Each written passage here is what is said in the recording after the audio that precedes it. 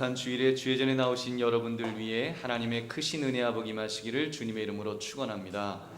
오늘 여러분과 함께 나눌 말씀은 집 밖에 있는 탕자, 집 밖에 있는 탕자라는 제목입니다. 우리가 지난주에 우리는 집 안에 있는 탕자였던 형에 대한 말씀을 나누었습니다. 그는 몸은 집안에 있었지만 아버지의 마음을 제대로 알지 못했다고 했으며 아버지의 것을 즐길 줄도 몰랐다는 말씀을 드렸습니다. 그리고 더 심각했던 것은 그는 아버지와 함께 있음을 감사할 줄 몰랐다는 말씀을 나누었습니다. 그런 집안에 있는 탕자가 되지 않기 위해 우리는 늘 하나님을 의식하고 하나님을 의지하며 살아야 한다는 말씀을 나누었습니다. 오늘은 진짜 탕자, 아예 의도적으로 아버지 집을 떠나갔던 그 동생에 대한 말씀을 나누려고 합니다. 그는 자기 아버지가 멀쩡히 살아계신데 유산 상속을 주장하면서 미리 상속받을 재산을 계산해서 요구할 정도로 아주 뻔뻔한 그런 아들이었습니다. 그런 아들이 한 몫을 챙겨 큰 도시로 갔으니 무슨 사업을 제대로 할 수가 있었겠습니까? 결국 허랑방탕한 곳에 사업한답시고 사기나 당하면서 순식간에 모든 것을 깡그리 잃고 거지가 되었다는 것이 오늘 본문의 내용입니다. 결국 그가 어떻게 되었다고 했습니까? 돼지가 먹는 음식조차도 얻어먹을 수 없을 정도로 꼼짝없이 굶어 죽게 된 것입니다. 그제서야 탕자는 깨달았습니다. 아버지의 집 안에서 사는 것이 얼마나 축복된 것이었는지 이렇게 뒤늦게 안 것입니다. 그래서 그 아버지의 집을 찾아갔고 아버지는 그런 파렴치한 아들조차도 용서해주고 회복시켜 주셨다는 것이 오늘 예수님께서 전해주신 이 탕자의 비유인 것입니다. 우리는 이 비유를 통해서 하나님의 성품을 짐작할 수가 있습니다. 하나님께서 우리를 향해 어떤 마음을 가지고 계신가를 유추하는 것입니다. 그런 하나님과 함께 아버지의 집 안에 거한다는 것이 얼마나 유익한 것인지요. 그러면 오늘 말씀 집 밖에 있었던 탕자를 통해 아버지의 집에 있는 것이 얼마나 유익하며 축복된 것인지를 확인하며 은혜를 나누시기를 주님의 이름으로 축원합니다. 아버지 집 안이 축복된 이유는 첫째, 아버지 집 밖은 너무 험악한 세상이기 때문입니다. 집에 나갔던 탕자처럼 보통 대부분의 자녀들은 자기 집에 대해 불만이 많습니다. 엄친아만 있는 것이 아니라 내 친아, 내 친구 아빠라는 말도 있어야 될 것 같습니다. 내 친구 아빠는 얼마나 좋은지 모른다. 내 친구 아빠는 돈도 많이 벌고 집안에 수영장도 있다더라. 게임기도 사주고 가지고 싶은 거 다 가지게 해주는 그런 좋은 아빠더라. 그런 이야기 할 수 있습니다. 근데 우리 아빠는 뭐냐? 우리 아빠는 뭐냐? 이런 불만은 대부분의 자녀들이 가지는 공통 분모일 것입니다. 특히 청소년기가 된 자녀라면 한 번쯤 그런 생각을 하리라고 생각합니다. 심지어 집 나가지 않았던 이 큰형조차도 불만이 많았다고 성경은 기록합니다. 아버지는 내가 친구들 불러 파티하는 것을 반대하신다. 아까워서 양 한 마리도 안 잡아주시는 그런 아버지다. 그런 불만이 있었습니다. 이런 생각이 얼마나 어리석은 생각이지요. 이 탕자가 나중에 거지가 돼서 돼지들이 먹는 쥐염 열매를 먹는 신세가 됐습니다. 그것조차도 주는 사람이 없게 되었을 때야 그는 깨닫게 되었습니다. 아하, 아버지의 집에 있는 것이, 아버지 집에 있는 것이 얼마나 큰 축복이었는가. 그는 그것을 이렇게 고백합니다. 17절을 보니까 이에 스스로 돌이켜 이르되 내 아버지에게는 양식이 풍족한 품꾼이 얼마나 많은가. 나는 여기서 주려 죽는구나. 아버지 집이 얼마나 좋으면 아버지 집안에 거기는 품꾼도 종들도 아주 풍족한 양식을 갖고 있는데 아버지 집 정말 좋았구나. 그걸 깨달았다는 것입니다. 사랑하는 성도들이여, 우리가 싫던 좋던 하나님 아버지 품 안에 사는 것이 얼마나 큰 복인지를 여러분 이 시간에 깨달으셨으면 좋겠습니다. 여러분, 저는 한 살 한 살 나이를 먹어갈수록 하나님의 품이 점점 좋아집니다. 왜냐하면 험악한 세상이 점점 겁이 나기 때문입니다. 어떻게 살아야 되는가? 솔직히 죽는 것은 그래도 좀 그렇게 겁나지 않지만 질병으로 아플까봐 이 걱정이 많이 됩니다. 아파 보니까 되게 아프더라고요. 이빨도 아파 보고 여기저기 이렇게 몸이 아픈 데가 생기는데, 젊었을 때는 그런 걱정 없었는데 5학년 이제 4반쯤 되니까 이제 여기저기 아픈 곳이 생깁니다. 그래서 제가 우리 어르신들 보면서 어르신들 어떤 마음으로 사실까 이렇게 그 마음을 조금이나마 이제 알 것 같습니다. 여러분, 그럼 어떻게 살아야 되겠습니까? 어떻게 해야 되겠습니까? 험악한 세상이 두렵기 때문에 여러분 더 하나님을 의식하고 더 하나님을 의지하며 살아야 합니다. 여러분 저는 그렇게 살기로 결심했습니다. 정말 하나님을 의식하고 하나님을 의지하겠다. 잘 안 되지만 앞으로 시간이 지나면 지날수록 더 하나님을 의식하고 또 하나님을 의지하며 그렇게 살겠노라고 저는 그렇게 결단합니다. 그러면 하나님 안에서 담대하게 하나님께서 살게 해 주실 줄로 믿습니다. 여러분 실제로 여기 앉아 계신 우리 믿음의 선배들 보면, 우리 권사님들, 우리 장로님들 보면, 여러분 은퇴하신 우리 장로님들 뵈면 그렇게 사셨을 것입니다. 정말 엄청난 고통과 아픔들이 있었을 텐데 그 아픔 고통을 다 이기고 지금까지 믿음의 장부로 든든히 서 계시잖아요. 또 지금도 그렇게 사시고 있다고 저는 믿습니다. 여러분 우리의 삶의 현장은 사실 여러분 그런 곳입니다. 하나님의 집 안이 아닙니다. 일례조상 아담이 범죄한 이후에 인류는 하나님 아버지의 집 밖에서 사는 것이나 마찬가지입니다. 죄악이 이 땅에 들어오면서 이 세상이 얼마나 험악해졌는지요. 인간의 질병이 얼마나 무섭습니까? 인간의 마음이 얼마나 악합니까? 이번에 프랑스 니스에서 벌어진 트럭 테러 사건, 무슨 관공서라든지 어떤 호텔이라든지 어떤 타겟이 될 만한 그런 장소가 아니었습니다. 그냥 보통 사람들이 가는 일상적인 삶의 현장, 그냥 피서지 갔는데 유원지에서 테러가 발생했으니 얼마나 사람들이 공포에 사로잡혀 있겠습니까? 프랑스로 휴가 가려던 계획을 취소하는 사람들이 그렇게 많이 생겼다는 이야기를 들었습니다. 여러분 우리는 지금 그런 속에서 살아가고 있습니다. 그런 속에서 살아가는 거예요. 지금도 지옥 같은 세상 속에서 총성 없는 그런 전쟁을 치르면서 심적으로 피투성이가 되어서 그렇게 지금 교회에 나오신 분들도 분명히 계실 것입니다. 여러분 중 전화로 고객을 상대하는 직종인분들 계시지요. 요즘은 그런 분들을 그 감정 노동자라고 그렇게 새롭게 부르더라고요. 상대가 고래고래 소리를 지르면서 욕을 퍼붓는데도 사랑합니다 고객님 이렇게 대답을 응대해 줘야 되는 그런 분들 말입니다. 그냥 한쪽 귀로 흘리면 된다고요? 그렇지가 않아요. 사람의 마음은 사람의 몸처럼 언어폭력으로 두드려 맞으면 상처가 납니다. 아픔을 느낍니다. 그래서 그런 감정 노동자들이 스트레스를 견디지 못해 우울증에 걸리는데 보통 사람의 3배가 넘는다는 그런 통계를 봤습니다. 그런 세상에서 지금 우리는 살고 있습니다. 여러분 어떻게 해야 될까요? 어떻게 해야 될까요? 오늘 말씀을 통해 우리가 깨달아야 될 것은 내 삶이 아버지 집안에서 사는 삶이 되도록 스스로 믿음으로 그렇게 만들어야 합니다. 여러분 스스로 우리가 그런 아버지 집안에서 사는 삶이 되도록 그렇게 만들어야 되는 거예요. 여러분 전쟁터와 같은 그런 우리 싸움을 하는 그런 세상에서 사는데 적어도 그런 전쟁을 하는 군인이라면 여러분 그 베이스 캠프가 있어야 되지 않겠습니까? 싸우다가도 돌아와서는 좀 쉴 곳이 있어야 되잖아요. 그런 곳을 여러분 만들어야 됩니다. 그렇기 때문에 또 말씀드립니다. 그리고 그것을 만드는 것이 어떤 방법이냐? 하나님만 의식하고 하나님만 의지하는 것입니다. 여러분 그래서 우리의 삶이 하나님과 함께하게 되면 우리의 삶의 기본부터 여러분 하나님께서 책임져 주실 것입니다. 우리 주님께서 주기도문에 그러셨죠. 일용할 양식을 주옵시고라고 그렇게 기도하라고 하셨습니다. 여러분 그 기도, 일용할 양식을 달라는 기도는 하나님과 동행하는 사람만이 할 수 있는 그런 기도라는 것입니다. 그리고 여러분 모든 것에 우리 염려하지 말고 기도하라고 말씀하십니다. 무엇을 먹을까 마실까 입을까 염려하지 말라고 하셨습니다. 우리 하나님이 필요한 것을 아신다고 하셨습니다.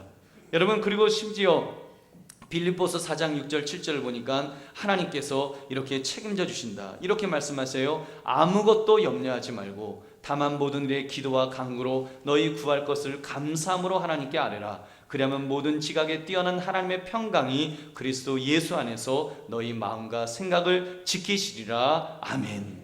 여러분 이 말씀 붙드시기 바랍니다. 우리가 하나님을 붙들면 하나님이 우리를 붙들어 주실 것입니다. 우리의 마음을 붙들어 주실 것이고요. 우리의 상황까지라도 하나님은 붙들어 주실 수 있는 전능하신 하나님이신 줄 믿으시기 바랍니다. 여러분 실제로 그 모습을 하나님은 이미 수천 년 전에 이스라엘 민족을 애굽에서 가나안 땅으로 이끄실 때 확실하게 우리에게 보여주셨습니다. 이스라엘 백성들이 광야 생활을 할 때 험악한 생활에서 여러분 세상에서 먹을 것이 없고 마실 것이 없어서 얼마나 아우성을 쳤는지요.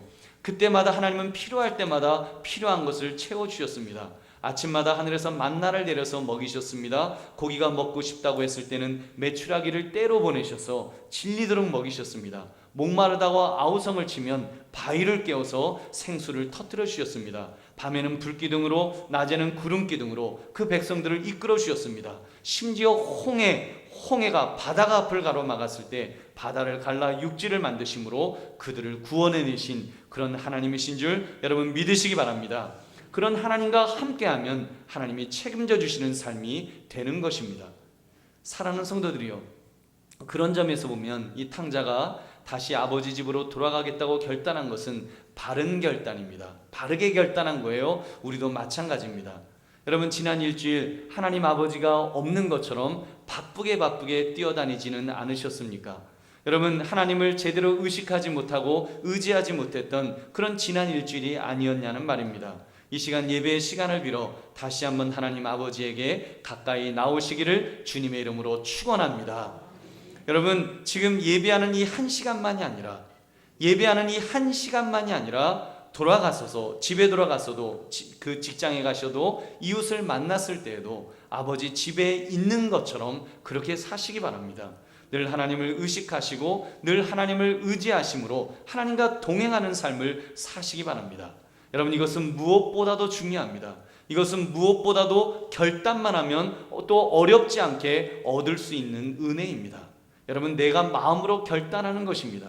내 인생에서 하나님이 아니면 나는 살 수 없어요. 정말 하나님이 아니면 살 수 없다고 내 인생의 주인의 자리에 좌정해 주셔서 내 삶을 책임져 달라고 하나님을 붙드시면, 하나님을 의지하시면 우리 하나님께서 우리를 붙들어 주실 것입니다. 중요한 것은 우리의 마음입니다. 여러분의 마음이에요. 여러분의 마음이 지금 어떻게 되어 있습니까? 지금 주님께서 여러분의 마음의 문을 두드리고 계시는데 마음의 문을 열고 있으신지요? 마음의 문을 열려고 지금 그렇게 하시냐는 것입니다. 여러분, 요한계시록 3장 20절을 보니까 우리 주님께서 우리의 마음의 문을 두드리신다고 말씀하십니다. 볼지어다 내가 문 밖에 서서 두드리노니 누구든지 내 음성을 듣고 문을 열면 내가 그에게로 들어가 그와 더불어 먹고 그는 나와 더불어 먹으리라. 아멘. 여러분, 내가 마음의 문만 열면 우리 주님은 여러분 내 삶에 들어와 주실 것입니다. 여러분께서 내가 주님과 더불어 먹고 주님이 나와 더불어 잡수실 것입니다. 주님과 동행하는 삶, 아버지의 집안에 사는 삶이 시작되게 될 것입니다. 가장 축복된 삶 말입니다. 그러므로 아버지의 집안에 사는 가장 복된 삶을 사시기를 주님의 이름으로 축원합니다. 아버지 집 안이 축복된 이유는 여러분, 두 번째, 아버지 집 밖은 너무 유혹이 많기 때문입니다. 여러분, 제가 어린 시절을 가만 생각해 보면 한 가지 어리석은 소원이 있었던 것 같습니다. 빨리 어른 되어서 아버지가 하지 말라는 것 그거 실컷 하고 살면 좋겠다, 그런 소원이 있었어요. 아버지께서 하셨던 말씀, 너 잘되라고 말하는 거다 이렇게 말씀하시는데 그 말씀이 왜 그렇게 지긋지긋하게 들렸었는지요. 전 그때 정말 빨리 어른이 되고 싶었습니다. 빨리 어른이 되고 싶었어요. 수염 빨리 자라라고 털도 안 났는데 면도를 시작했고, 그때는요 호랑이 기름이 아주 영험하다고 생각했어요. 그래서 호랑이 기름 바르면 가슴에 털 난다고 해서 호랑이 기름 찾으러 다녔던 그런 기억도 있었습니다. 여러분, 아마 여러분 중에도 아마 그런 기억 있으실 거예요. 여러분, 그래서 저는 아버지 없는 세상에서 자유를 누리며 살고 싶어 했습니다. 오늘 본문의 탕자가 그랬습니다. 제가 어렸을 때 탕자 비유를 읽을 때마다 이런 탕자가 조금은 부러웠어요. 죽을 때 죽더라도 탕자처럼 실컷 자기가 하고 싶은 것 다 해봤으면 소원이 없겠다. 탕자는 실제로 그렇게 살았습니다.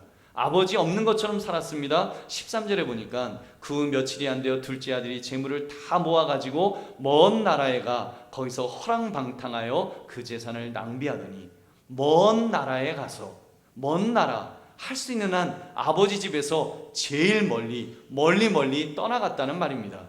아버지 집이 멀어졌다는 말은 그만큼 허랑방탕하게 살았다는 말입니다.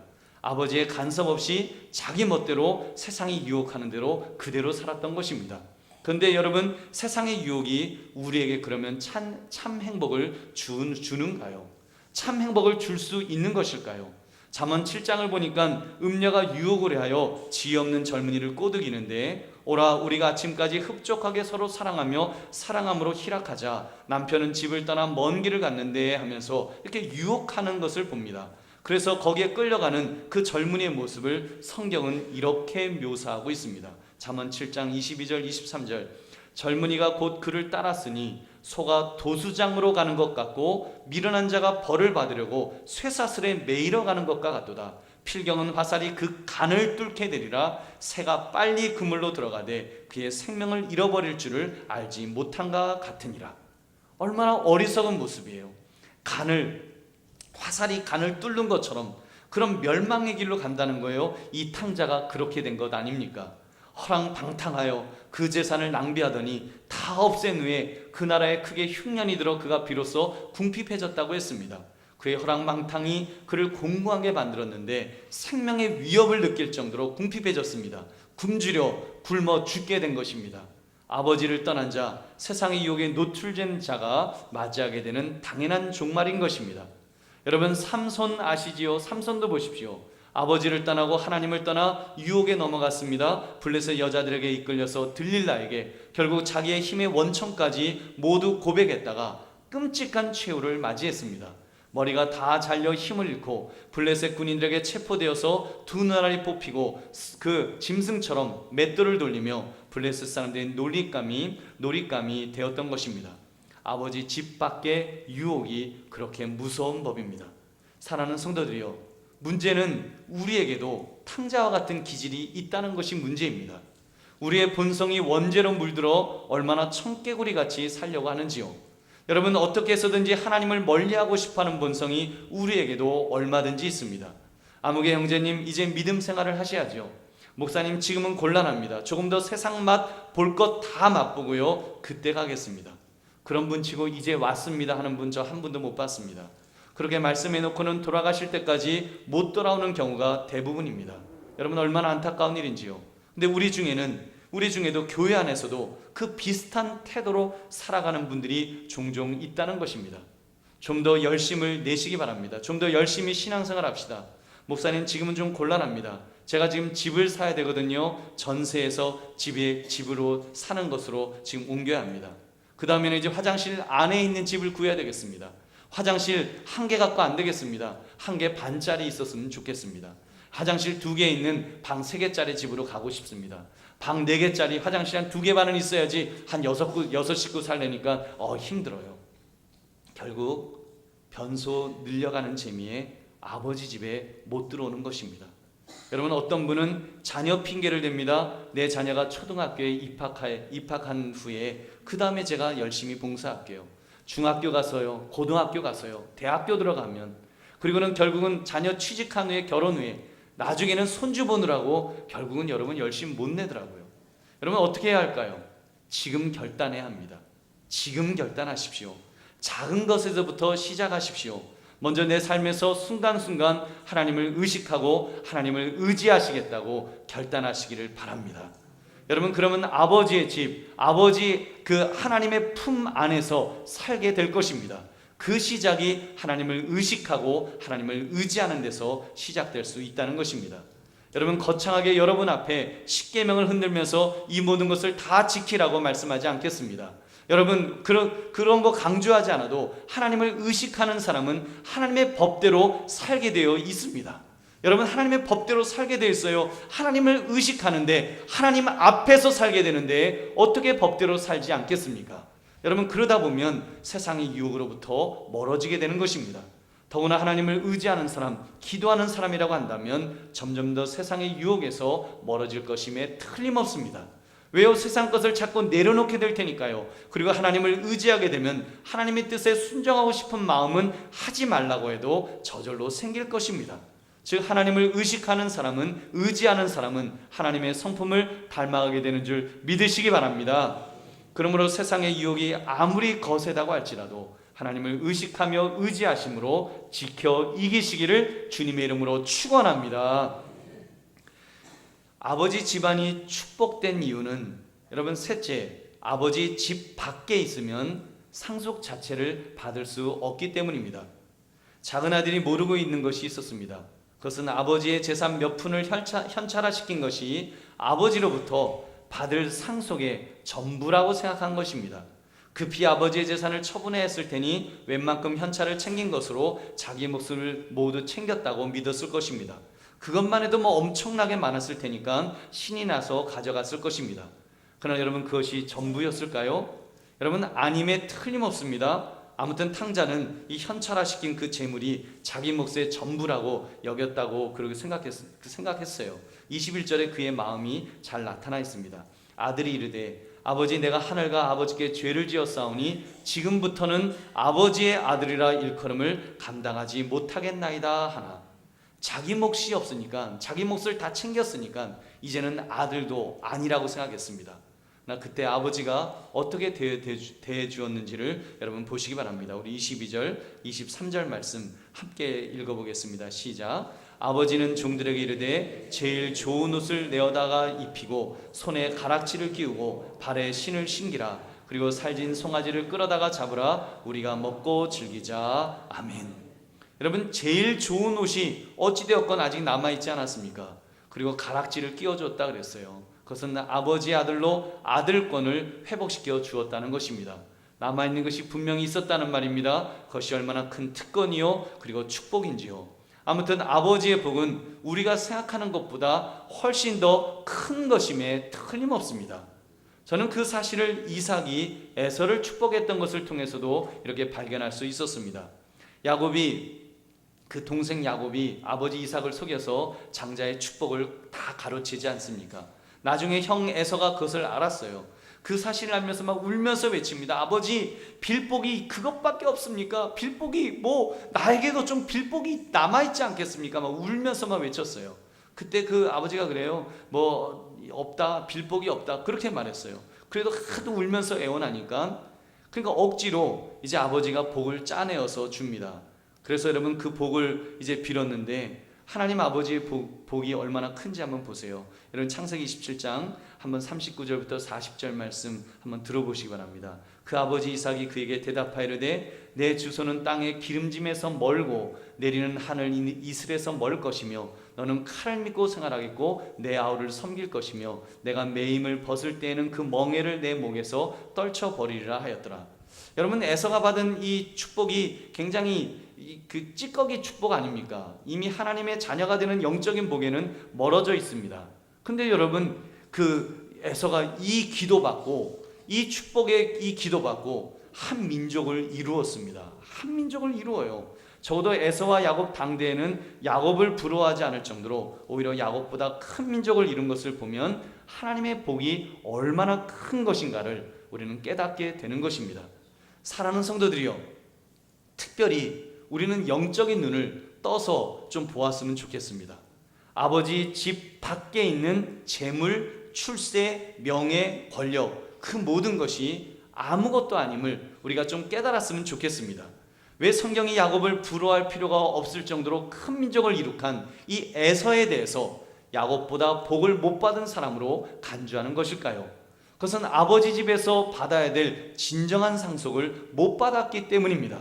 진정한 상속은 이 땅의 돈이 아니었습니다. 이 땅의 권력이나 출세가 아니었습니다. 명예나 인기가 아니었습니다. 진정한 상속은 아버지 집 안에서만 누릴 수 있는 아버지의 자녀됨인 것입니다. 아버지의 자녀됨, 그렇습니다. 여러분, 아버지의 자녀됨이야말로 참된 복인 것입니다. 여러분, 그렇게 볼 때 여러분이 이 자리, 예배의 자리에 앉아 있는 것만으로도 얼마나 놀라운 복을 지금 깔고 계신지 여러분 아십니까? 여러분이 지금 얼마나 놀라운 복을 지금 가지고 계신지 아시는지요? 이 자리에서 하나님 아버지께 신령과 진정으로 예배드리고자 한다면 여러분은 이미 아버지를 통해 놀라운 복을 받으신 분들인 줄로 믿습니다. 가장 궁극적인 복을 받으셨습니다.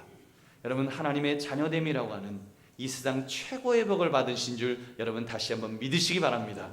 왜요? 예배는 하나님의 자녀만이 될 수 있는 의무이자 특권이기 때문입니다. 요한복음 1장 12절 말씀, 영접하는 자 곧 그 이름을 믿는 자들에게는 하나님의 자녀가 되는 권세를 주셨으니, 갈라디아서 4장 6절 말씀, 너희가 아들임으로 하나님이 그 아들의 영을 우리 마음 가운데 보내사 아빠 아버지라 부르게 하셨느니라. 아멘. 여러분, 우리가 아빠 아버지라고 하나님을 그렇게 부를 수 있다면 여러분, 우리는 이미 하나님의 자녀가 된 것입니다. 그런 점에서 믿음의 사람은 아버지의 집 안에 있어야만 합니다. 왜요? 아버지의 집에는 아버지가 계시기 때문입니다. 무슨 말이에요? 당연한 말 아닙니까? 제가 지금 당연한 말씀 드린 거예요. 그러나 여러분, 정말 중요한 말씀입니다. 아버지 집에는 아버지가 계신다니까요. 아버지 집에는 아버지가 계셔요. 그 말은 아버지를 제대로 만나려면 아버지 집에 와야 한다는 것입니다. 그래서 아버지 집이 또한 중요합니다. 이 탕자를 보십시오. 아무리 허랑방탕했고 쫄딱 망해서 거지가 되었다고 할지라도 아버지 집으로 오니까 그 절망적인 인생이 구원을 얻었습니다. 아버지 집으로 오니까 아버지를 만나지 않았겠습니까? 아버지를 만나니까 다 해결이 되었던 것입니다. 탕자가 해결하려고 했던 것은 아무것도 없습니다. 아버지가 해결해 주었습니다.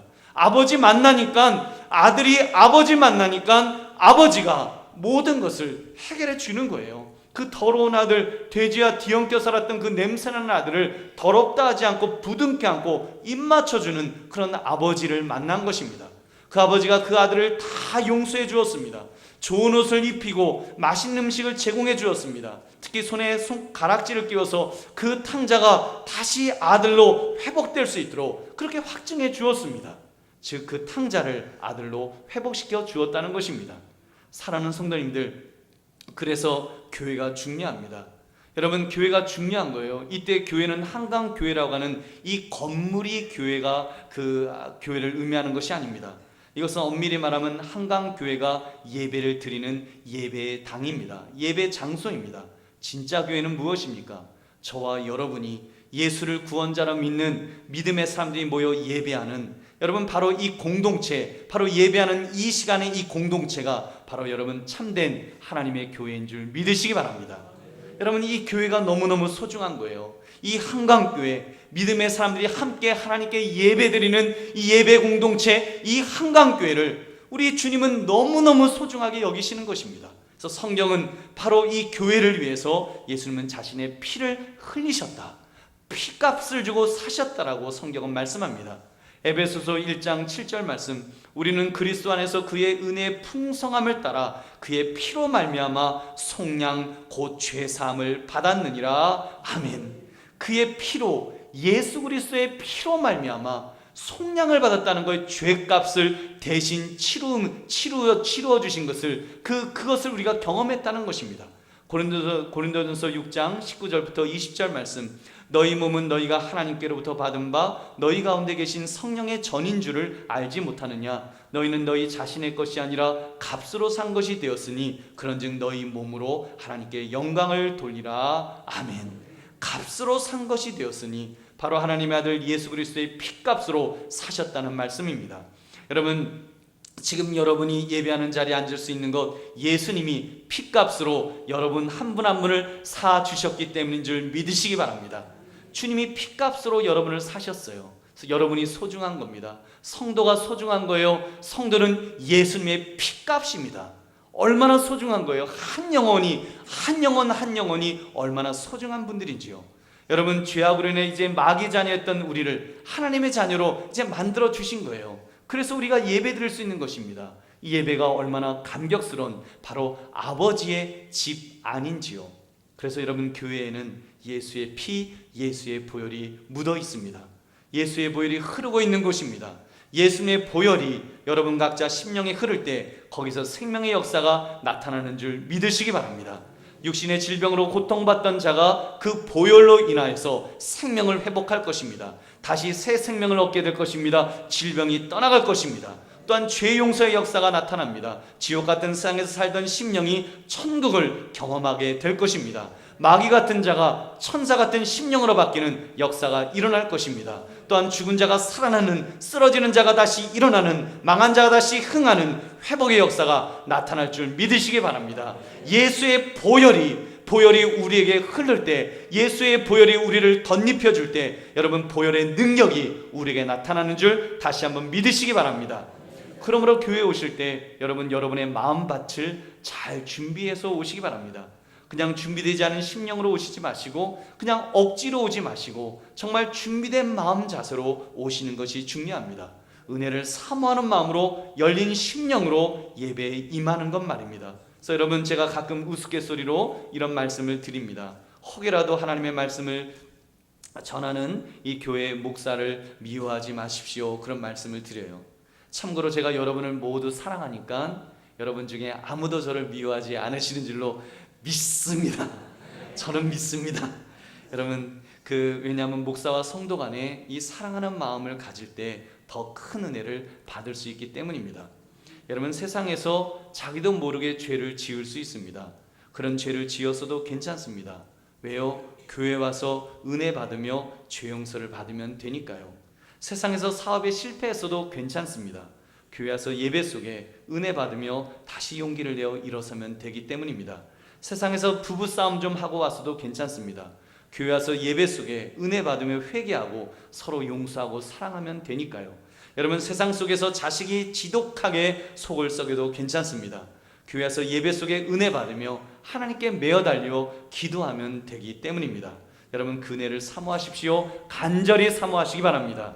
예배를 드릴 때마다 하나님을 만나시고 상속자의 특권을 받아 누리시기 바랍니다. 아버지를 만나심으로 그 자녀의 특권을 마음껏 누리자는 것입니다. 그런 은혜가 충만하시기를 주님의 이름으로 축원합니다. 여러분, 말씀을 맺습니다. 집 밖에 있던 탕자, 얼마나 비참한 인생을 살았습니까? 험악한 세상에 버려져서 자기를 파멸시키는 그런 유혹 속에서 그대로 당했습니다. 무엇보다도 돈 몇 푼 때문에 아버지의 상속자라는 특권까지 잃어버렸습니다. 잊어버렸습니다. 얼마나 비참한 인생이 되었습니까? 그렇게 볼 때 저와 여러분은 복된 자들인 줄로 믿습니다. 하나님 아버지를 만나는 예배자로 아버지의 집 안에 있으니 얼마나 복입니까? 예배자는 하나님의 자녀만이 할 수 있는 특권이라 그랬습니다. 근데 우리는 하나님의 자녀로서 이 자리에 함께 모인 줄로 믿습니다. 아버지의 집 안에 아버지의 자녀로서 지금 있는 것입니다. 그러므로 교회를 사랑하시기 바랍니다. 성도들과 함께 예배하는 것을 최고의 복으로 여기시기 바랍니다. 그리고 그 은혜를 마음껏 받으십시오. 그 은혜를 마음껏 누리십시오. 즐기십시오. 하나님 아버지 자체를 누리시기를 주의 이름으로 축원합니다. 아버지를 누리셔야 됩니다. 아버지를 의식하시고 아버지를 의지하심으로 하나님 아버지와 함께하는 삶, 여러분 아버지의 집 안에서의 삶을 누리시기 바랍니다. 그리고 혹여 여러분 중에 집 밖으로 잠깐 나갔었다 할지라도 빨리 하나님을 의식하시며 아버지의 집 안으로 들어오시기 바랍니다. 그러므로 하나님의 자녀라고 하는 놀라운 특권과 축복을 충만히 누리며 사시기를 주님의 이름으로 축원합니다. 오늘 말씀